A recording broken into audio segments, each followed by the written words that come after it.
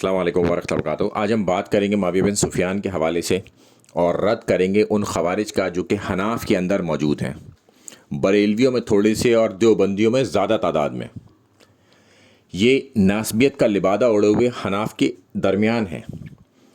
اب ان کو حنفیوں سے الگ کرنے کا طریقہ کیا ہوگا؟ اس کا صرف ایک ہی طریقہ ہے کہ حناف کے اپنے اماموں کی عبارت دکھائی جائے۔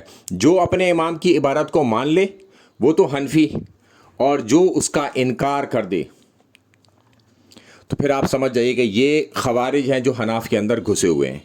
چونکہ آج ایک بڑی تعداد میں خوارج اہل سنت کے اندر موجود ہیں اور ان کے بارے میں ہم پہچانتے نہیں انہیں پہچاننے کا یہی ایک طریقہ ہے کہ چاہے تو اہل حدیث ہوں، ان کے اماموں کی انہیں عبارت دکھائی جائے اور مان لے تو وہ اہل حدیث نہ مانے تو پھر وہ سمجھ جائیے خوارج ہے۔ تو لہٰذا آج ہم بات کریں گے حناف کی، کہ سب سے پہلے یہاں پر ذکر ہے آپ کے سامنے جو جے پی جی ہے، اس میں قرآن کی ایک آیت کا، جس میں اللہ تعالیٰ فرماتا ہے کہ مسلمانوں کے اگر دو گروہ آپس میں لڑ پڑیں تو ان میں آپس میں صلح کراؤ۔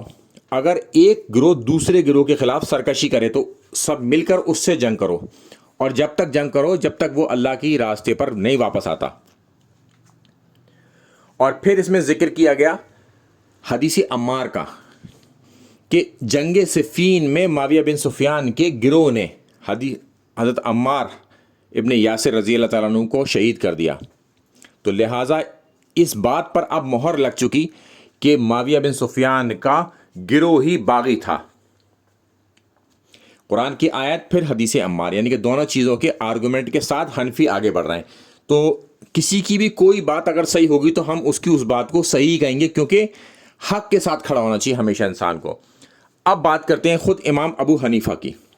پہلے دلیل پھر امام ابو حنیفہ کی بات، کہ امام ابو حنیفہ کہتے ہیں اپنے اصحاب سے، اپنے ساتھیوں سے، کہ پتہ ہے یہ اہل شام ہم سے کیوں مخالفت رکھتے ہیں یا ہم سے کیوں بغض رکھتے ہیں؟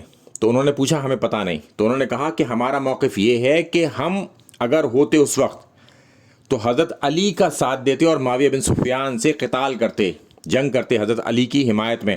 تو یہی آج ہمارا بھی موقف ہے کہ ہم بھی اس وقت ہوتے تو ہم بھی یہی کرتے، اور ہر عام مسلمان کا یہی ایک موقف ہے، کیونکہ ہر آدمی خلیفہ برحق کے ساتھ کھڑا ہوتا ہے، نہ کہ کسی باغی کے خلاف، کیونکہ باغی کے خلاف قتال کرنے کا تو اللہ تعالیٰ نے حکم دیا ہے۔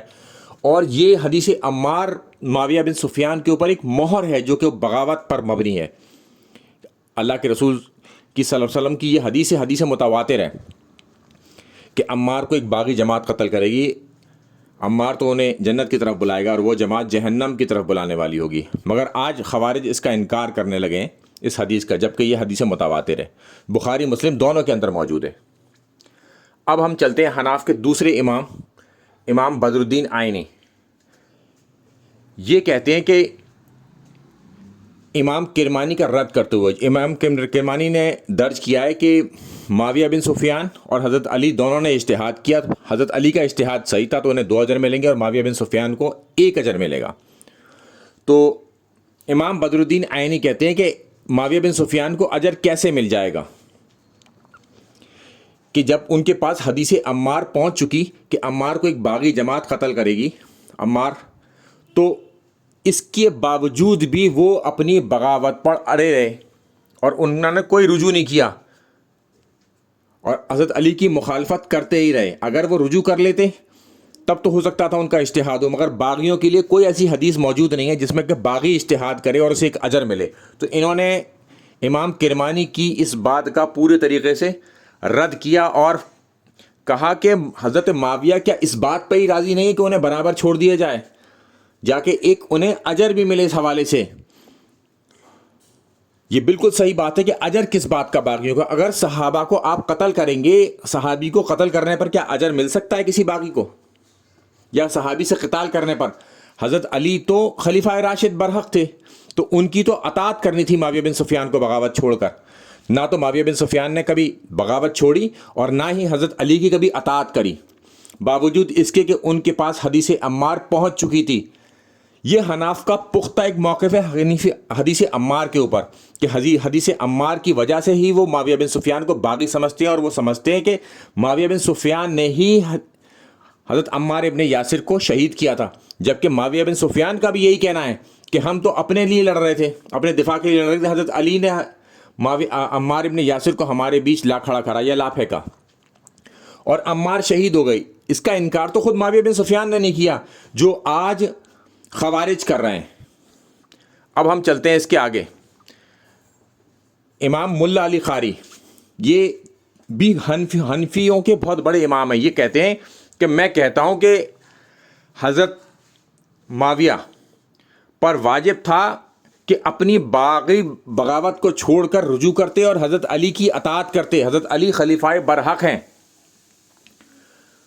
مگر معاویہ بن سفیان نے ایسا نہیں کیا، باوجود اس کے کہ ان تک یہ حدیث پہنچ چکی تھی کہ عمار کو ایک باغی جماعت قتل کرے گی، کیونکہ معاویہ بن سفیان ظاہر میں تو لوگوں کو کے سامنے ڈھال بنائے ہوئے تھے قتل عثمان کا، مگر دل میں ان کی خواہش تھی خلافت کو ہٹانے کی، ہڑپنے کی، خلافت کرنے کی۔